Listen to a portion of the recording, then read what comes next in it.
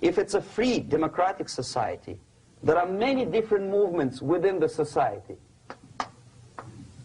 There are obviously, in every society, there are people who are against this society. They may be simple criminals, ideologically in disagreement with the state policy, conscientious enemies, simply psychotic personalities who are against anything.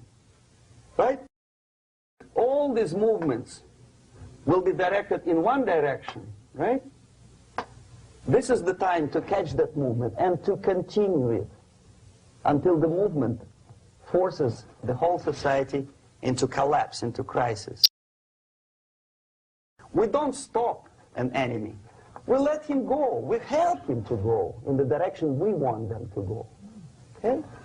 Obviously, there are tendencies in each society, in each country, which are going to opposite direction from the basic moral values and principles. To take advantage of these movements, to capitalize on them, is the main purpose of the originator of subversion. So we have religion, we have education, we have social life, we have power structure, we have labor relations, unions, and finally we have law and order. 1, 2, 3, 4, 5, 6. Okay? These are the areas of application of subversion. What it means exactly?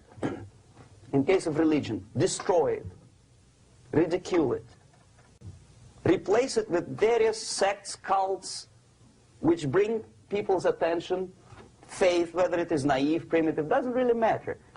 As long as the basically accepted religious dogma is being slowly eroded. Education. Distract them from learning something which is constructive, pragmatic. Teach them history of urban warfare, natural food, home economy, your sexuality, anything, as long as it takes you away. Okay? Social life. Replace traditionally established institutions and organizations with fake organizations. Take away the initiative from people. Take away the responsibility. Power structure. Okay, the natural bodies of administration, which are traditionally either elected by people at large or appointed by elected leaders of society, are being actively substituted by artificial bodies. The bodies of people, groups of people, whom nobody elected. Never. As a matter of fact, most of the people don't like them at all, and yet they exist. Do not have neither qualification nor the will of people to keep them in power, and yet they do have power. Okay. Together with that, there is another process.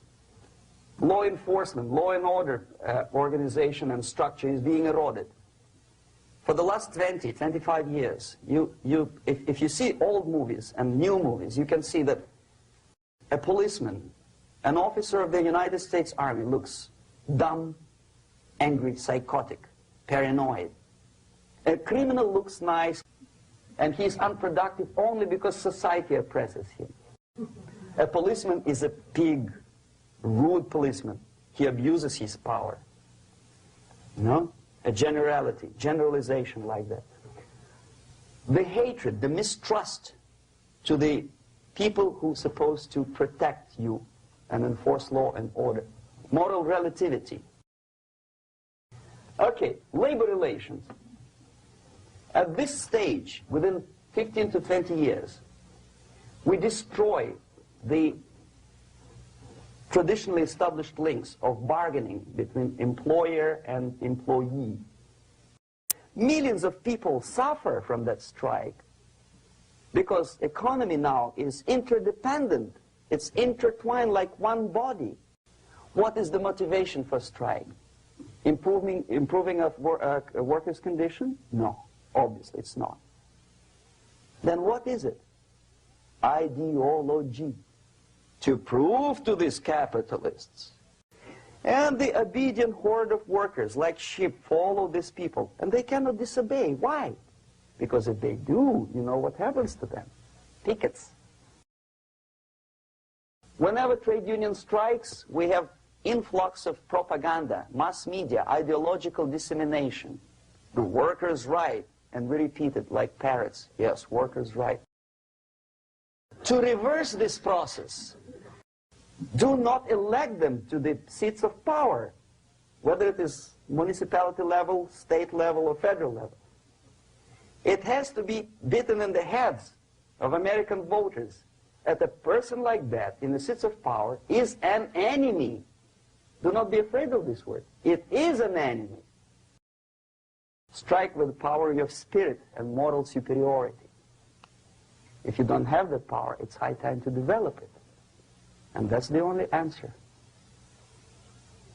That's it.